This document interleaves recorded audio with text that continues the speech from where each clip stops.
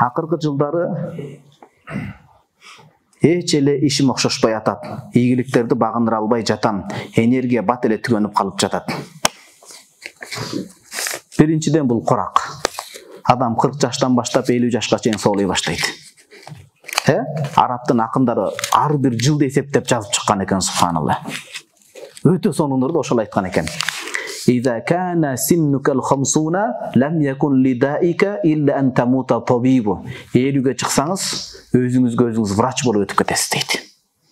Элүүгө чейин ден соолукту жакшы караш керек. 50ден кийин бул мындай, бул таблетка ич керек, бул учурда мындай кылыш керек деп врачка деле муктаж болбой, оору менен алпырышып өтүп кетесиз дейт. Балким суроонун ээси жаш улгайып калган чыгар, ал табигый көрүнүш болот анда. Энергия мурдагыдай болбойт, башка болот.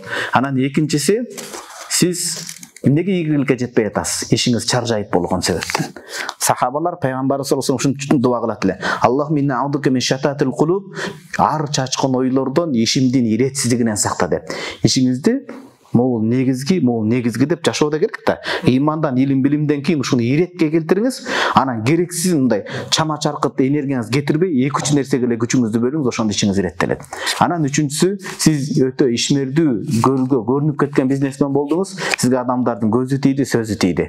Жыргалга арекеге, таалайгары, надыр устаздарга, карекелерге дем салдырып, андан кийин өзүңүз дем салып жүрүңүз, ошондо Кудайым кайра энергияңызды кайтарат. Ушундай бир канча себептер бар иншалла.